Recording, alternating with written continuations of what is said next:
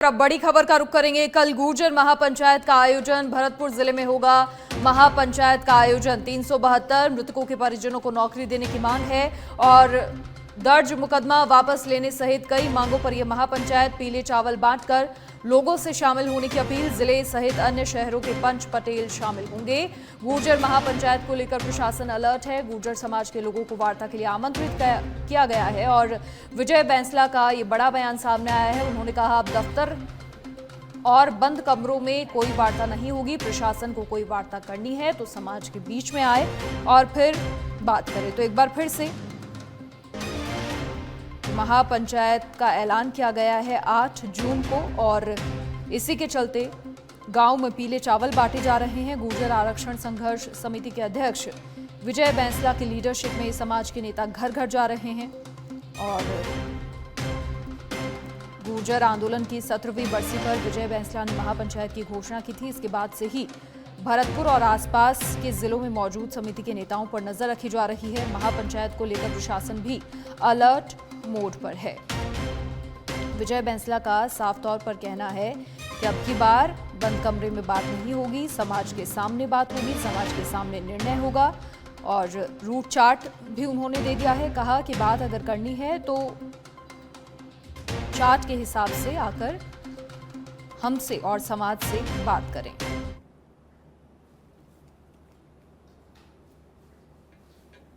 तो चलिए फिलहाल हमारे साथ फोन लाइन पर गुर्जर आरक्षण समिति के अध्यक्ष विजय बैंसला जी जुड़ गए हैं।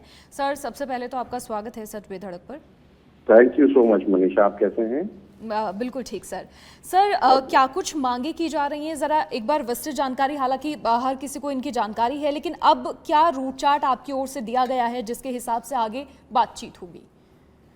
देखिए, यू हैव टू अंडरस्टैंड कि 8 तारीख को महापंचायत है, यहाँ पे पूरा समाज इकट्ठा होगा और जो बातें हैं, हमारी जो इश्यूज हैं उस पर पूरा समाज मंथन करे, क्योंकि ये एक आदमी की इश्यूज नहीं है, ये पूरे समाज से रिलेटेड इश्यूज हैं। देवनारायण योजना की इश्यूज है जिसका क्रियान्वयन ढंग से हो नहीं रहा है।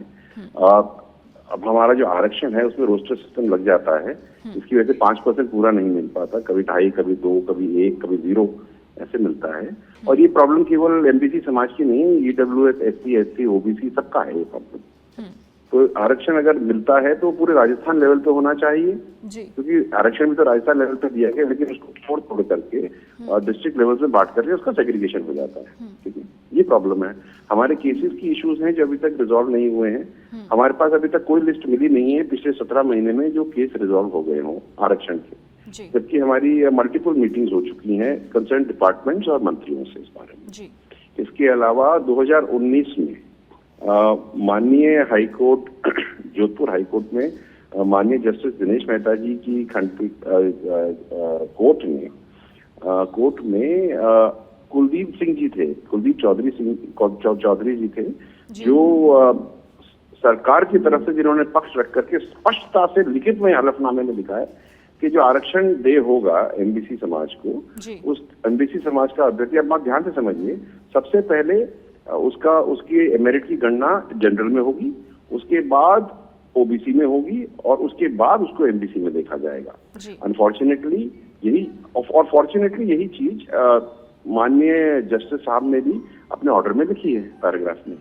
अब 2019 में आरक्षण 5% लागू होने के बाद भर्तियों में इसी तरह से दे था, लेकिन 233 वाला जो मैटर था रीट वाला, वहां से इसको बंद कर दिया गया, जबकि कोर्ट में भी सरकार ने यही कहा है ऐसे ही होगा। और 5% दे होने के बाद कम से कम 7-8 नौकरियों में भी इसी तरह से दिया जा रहा था जी। लेकिन अनफॉर्चुनेटली ये नहीं हो रहा है। और सबसे दुख वाली बात तो ये है, और मैं पूरे राजस्थान के लोगों से कहना चाहूंगा कि जब हमारे एमबीसी समाज के लिए कोई नकारात्मक डिसीजन होता है कोर्ट का, वो तो 15 मिनट में एग्जीक्यूट हो जाता है अगर हमारा आरक्षण रोकना हो तो, ठीक है। लेकिन जब सकारात्मक डिसीजन है जिसमें बच्चों का भविष्य और थोड़ा सुदृढ़ होता है, वो आज 6 साल हो गए, उसका एग्जीक्यूशन ही नहीं हो रहा है। जिस तरह से हम कहते हैं कि एक देश में 2 निशान नहीं हो सकते, वैसे ही एक ऑर्डर के 2 इंटरप्रिटेशन नहीं हो सकते जी। ठीक है।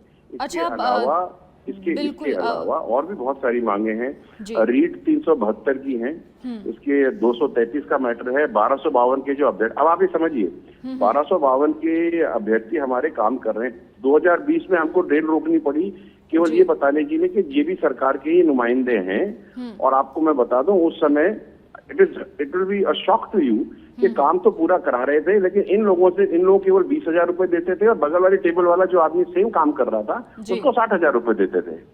और अब खैर वो हमको उस चीज को ठीक कराने के लिए हमें पटरियां रोकनी पड़ी। आप सोचिए सिचुएशन, ठीक है, सेम वर्क सेम पेमेंट वाला जो लॉजिक है और रैशनल है, उसके लिए हमें पटरियां रोकनी पड़ी और आज इनको प्रमोशन से वंचित किया जा रहा है। ये लोग राजस्थान की सरकार में काम कर रहे हैं मनीषा जी, और काम में कोई कमी नहीं है, लेकिन केवल इनको क्योंकि ये 1252 एमबीसी की तरफ से आ रहे हैं, इनको प्रमोशन से नहीं दिए जा रहे हैं। जी। अब गधा मजदूरी के साथ काम कराओगे और बोलोगे ठीक है काम तो पूरा कराएंगे साहब, लेकिन आपको प्रमोशन से वंचित करते रहेंगे। What logic. बिल्कुल विजय जी, बहुत शुक्रिया आपका ये तमाम बातें सामने रखने के लिए। अब महापंचायत होनी है तो क्या कुछ फैसला निकल कर सामने आएगा वो भी हम दर्शकों को ज़रूर बताएंगे। बहुत शुक्रिया आपका हमारे साथ जुड़ने के लिए। तो फिलहाल आपको बता दें कि प्रशासन का तो ये कहना है कि वार्ता का खुला न्योता है और जैसे ही प्रशासन को जानकारी मिली, प्रशासन का कहना है कि हमने समाज के लोगों से बात की है और बातचीत होगी। महापंचायत को लेकर प्रशासन भी अलर्ट मोड पर।